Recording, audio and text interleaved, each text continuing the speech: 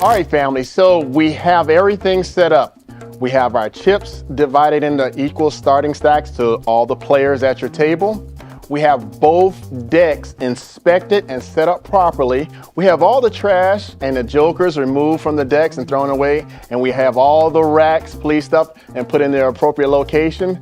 Now you're going to hear something from the floor. They're going to tell you how many players are at your table, potentially.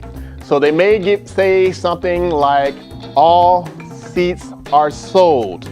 If you hear that, that means every chair at your table has been sold. So that means you will place a stack of chips at every seat because they're already sold, okay?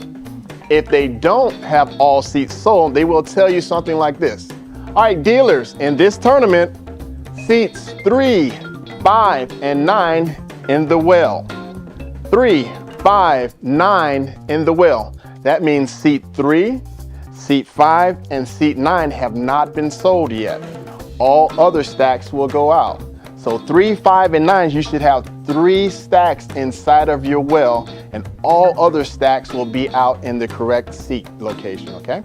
So make sure you do that. So it is important that you listen and follow the instructions of the floor supervisor. All right, so once you have those stacks out, they're going to open the door. They're going to play the music. They're going to cue the music. All right, open the doors. Security, open the doors. And everybody's going to flood the ballroom. All the players are going to come in.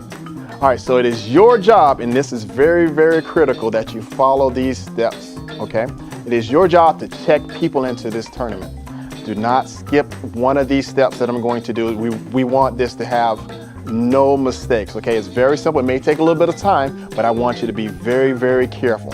So when a player comes to your table, they're going to give you a government ID along with a receipt, okay? A government ID along with a receipt. It is your job to check that receipt, which should say at the bottom, it should say dealer copy and a government ID. So I'm going to verify this person is this person here. Once I verify the person on the receipt is this person on ID, I go ahead and give him back his ID. Thank you, sir or ma'am. Then I go through and check everything on this receipt. All right, so we cannot make a mistake here. You have a pin in the well already, so use that pin and check off each one of these things that you check, okay? So you must verify that you already verified the person's name is who purchased this receipt.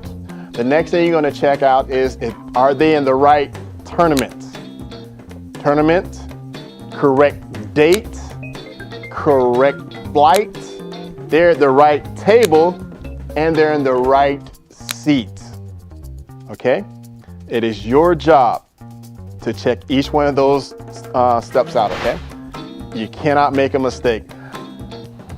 I gotta admit, I did make that mistake at one tournament when I started dealing, all right? So I was rushing through it and my anxiety had got the best of me and I didn't thoroughly check the receipt. He was at a table that said 2, but he was not at table 2. He was at 62 and he didn't check it either and he just gave me his receipt. He was excited, first time playing in the World Series of Poker. And that was my first time dealing at the World Series of Poker.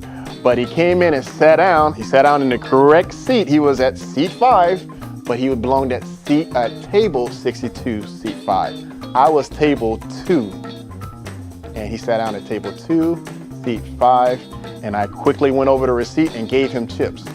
He started playing the tournament. Big mistake. So I don't want you all to make the same mistakes that I made, okay? So learn from my mistakes, and I want to set you up for success. So don't do that. All right, so now that you know better, you got to do better. And don't be that dealer, okay? Don't be that dealer like me, okay? So you're going to hear me say that a lot. Don't be that dealer. All right, so make sure you thoroughly check the receipts, verify all the information, and start the tournament.